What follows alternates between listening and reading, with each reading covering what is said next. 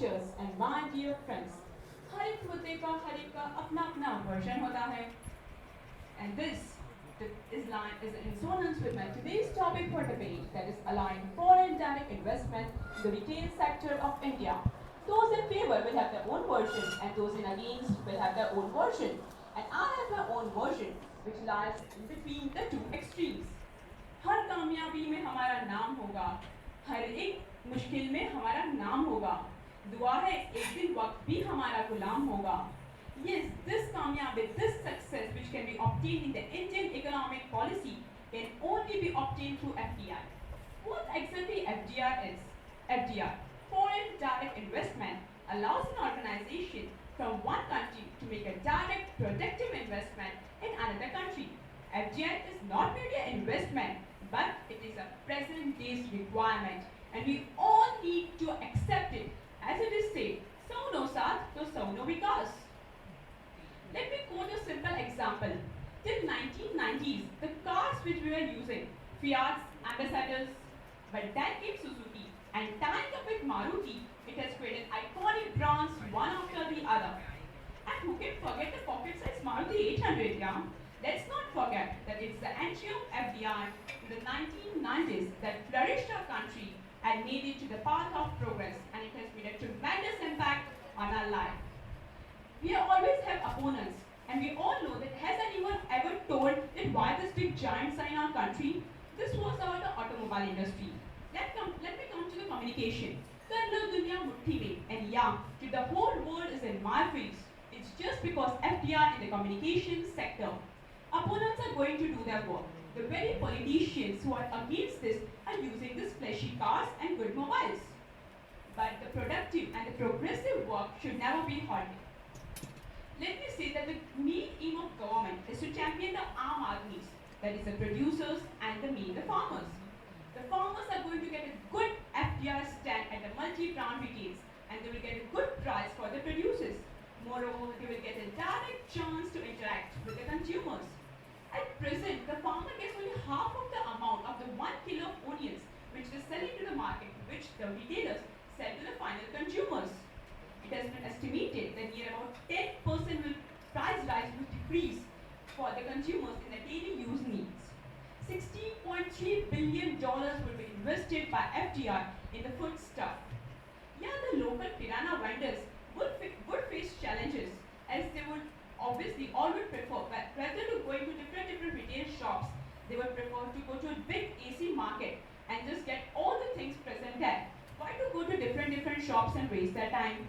But they can make a coexistence with Walmart itself. Let me list merits of FDI. Numerous job opportunities. It is estimated that 80 lakh jobs would be introduced in the market for the unemployed. Billions of dollars would be invested in the Indian market. And the consumers will get all international brands at a single place. Moreover, they will get a good choice. The domestic producer will get an incentive to become more efficient. This was about the retailers and all that. And it has also been estimated that if the declining foreign investment, then it would create all the companies a major loss and impact the economic balance. Adding to the voice to the looming threat of an economic recession, I would just like to say that big slips and low increments are going to happen in our country if FDI has not been introduced. The decision to allow foreign direct investment in our country is a game changer for our country. एक चिंगारी तो कहीं से ढूंढ के लाओ दोस्तों, इस दिए में पिघी हुई बाती तो है. That चिंगारी, that spark for the Indian economy and retail sector is FDI. Thus concluding, I would just like to say that FDI can be channelized by gaining good profit and it will also support the national income and the per capita income in each and every sector. Thus, I really hope that FDI would create a marvelous effect and translate into effective results in the next decades. Thank you. है घोर अंधकार यहाँ, ऐ सूरज तुझे अब निकलना होगा. चाहे अनगिनत जतन करके सही, हमें खुद इस मौसम को बदलना होगा. बदल जाते हैं जो चेहरे रोज यहाँ लिबासों की तरह. दोस्तों, इनका जनाजा जोरों से हमें खुद निकालना होगा.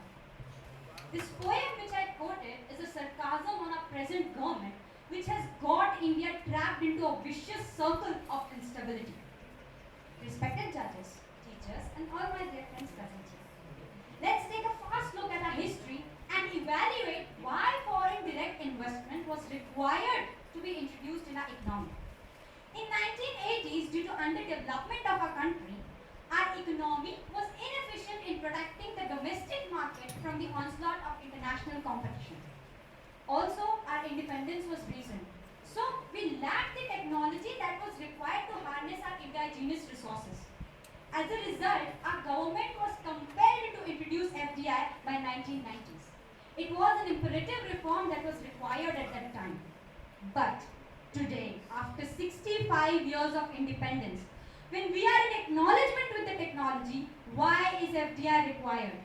We already have Indian giants in retail sector. Big Bazaar, Reliance Supermarket, Vishal Mart across the country, D-Mart in Gujarat, name them. They are blooming in our economy. Then why is UPA bent upon getting FDI influx into the retail sector?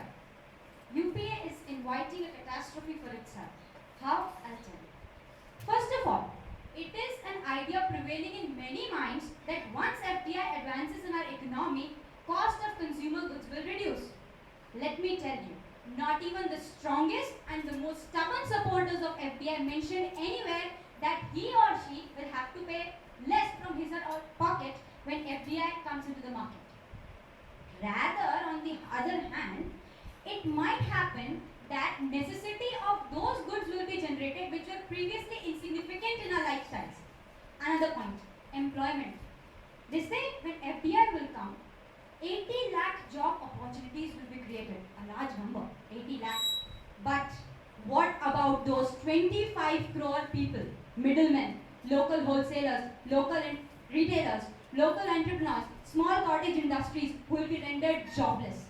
Why? Because they will face adverse competition from these FDI and multinational companies which they will introduce. Friends, only 80 lakh jobs in face of 25 crore people who will have to search for employment once FDI steps on Indian soils. कहते हैं ना, दिए तेरे सबसे ज़्यादा अंधेरा होता है, और यहाँ तो ये दिया हमारे देश को नहीं, मल्टीनेशनल कंपनीज को रोशन करेगा. UPA did not once think of the local retail market which is prevailing in the country. Let's take an example of Walmart. What Walmart will do once it comes in our economy? Initially, it will sell goods at low prices. And friends, don't be mistaken, they will not suffer any loss since they are getting government waiver, which the local enterprises of those regions are not. Due to adverse competition from this Walmart, they will have to shut down. A major shutdown of all the indigenous ventures will be observed across the nation. Friends, Pramod Mukherjee, our now president and previous finance minister, had himself quoted that FDI will affect people. In the policy which we are discussing right now, nowhere the profit distribution or investment ratios have been mentioned. And you know what? They have not guaranteed if it will lead to wealth drain from a country in near future. Secondly, no one has guaranteed from our government or from the multinational companies who want to invest our country that they will not misuse our environment. Someone has very aptly said that if foreign direct investment funds are going to be the controllers of our economy, then one thing will be certainly created, and that is uncertainty. Yes, uncertainty. And we cannot neglect this fact. At the end, to conclude, I would just say what is required now in our nation is to develop investor-friendly policies, yes, and transparent policies, but we at the same time need to guard against this open door policy by the unscrupulous elements. Jim Collins has said that if we have a good company, we'll have a prosperous society. But good is the enemy of great. Economic power, economic growth are only the means of a nation, not the definition of a great nation. And what we inspire to become as Indians is we need to become great, not good. Thank you.